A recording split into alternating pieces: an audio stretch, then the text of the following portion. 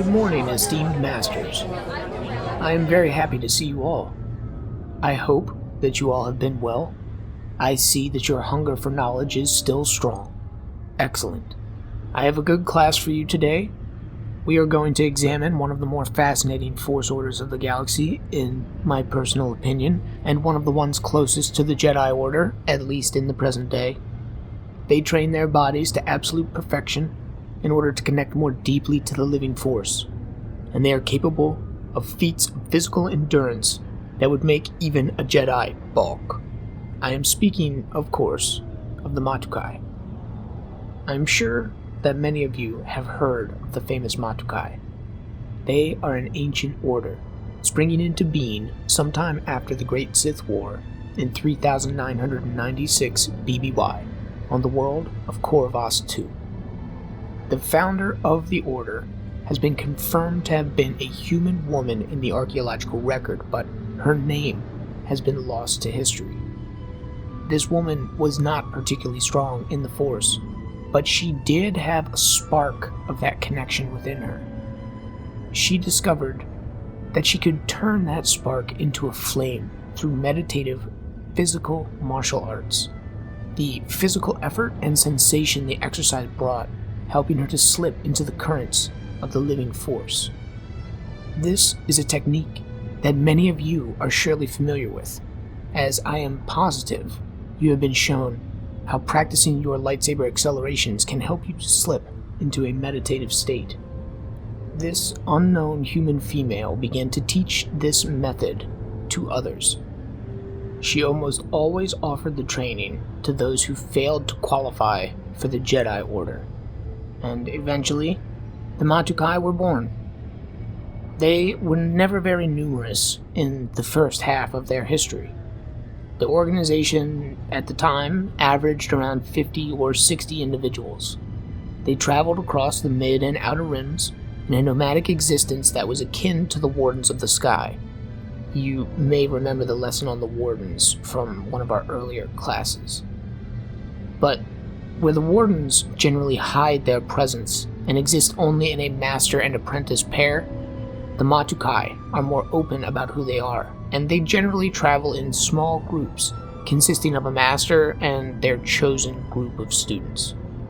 They take on multiple students at once, and the group of learners quickly become a Matukai Adepts family. Matukai training consists of physical exercise that is specifically designed to push the adept to the extreme. They teach their bodies to be strong and flexible, but not just to become proficient in combat. The Matukai believe that the Force flows through their very bodies as living beings, and that by strengthening their physical form, they can strengthen their connection to the living Force.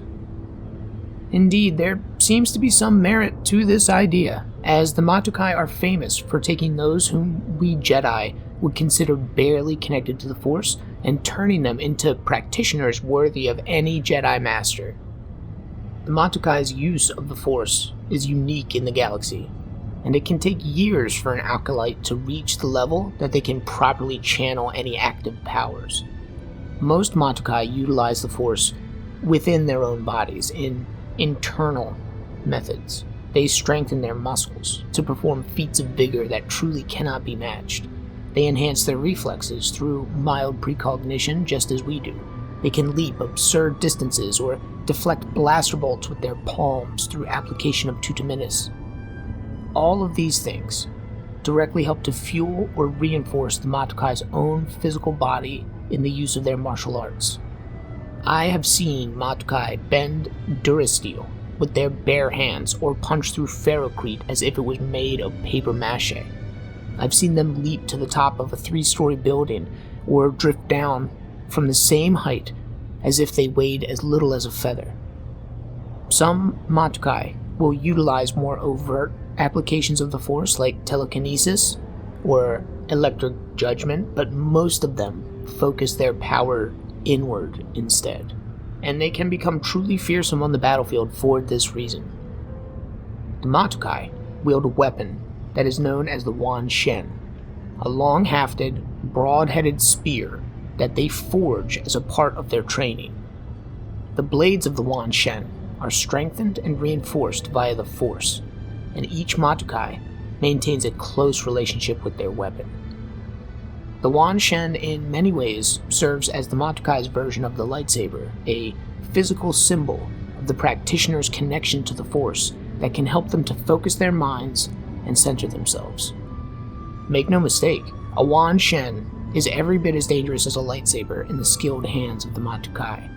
They can perform martial feats with their polearms that would not seem possible, even with the assistance of the Force, and a traditional wan-shen itself is nearly impossible to lift without an extreme level of physical strength. The Matukai believe in maintaining a balance between the spiritual and physical aspects of themselves in order to help the Force flow. They practice daily meditation techniques, much the same as we do, but they also engage in complex rituals that govern nearly all aspects of life, from setting the table to meeting a new person. A Matukai's daily grooming routine is a careful dance that is well planned, thought out, and executed every single day. They are extremely clean and orderly, and believe that keeping their bodies and clothing as neat as possible helps the Force to resonate within them. This concept also applies to the mind, and Matukai believe that getting flustered, stressed, or overtaxed can cloud their connection to the living Force. They are nearly always relaxed, and some of the most laid-back people that I have ever met in the galaxy. They're almost always good-natured, greeting others with a wide smile, and a disarming charm that is truly hard to resist. I've never met a Matukai that I did not like, and it is truly a rare thing indeed that can crack a Matukai's veneer of relaxation. We could all learn more about patience from their example, and I encourage you all to take the time to go over some of the Matukai writings that we maintain within the archive. They can be enlightening. The Matukai existed as a small nomadic group for millennia, all throughout the reign of the Old Republic. The Jedi formally recognized their order in 580 BBY when an envoy led by Bodo Baas, keeper of the Tedran Holocron, sought to incorporate the Matukai into the Jedi Order. The Matukai refused, utterly unimpressed by what the Jedi Order of the time had to offer, though this is perhaps not to be taken as a surprise, since the Matukai have always tended to cultivate their students from those who failed Jedi training. The Matukai were left alone by the Jedi Order after that fact, and they generally existed against the backdrop of galactic affairs until the rise of Darth Sidious's Galactic Empire.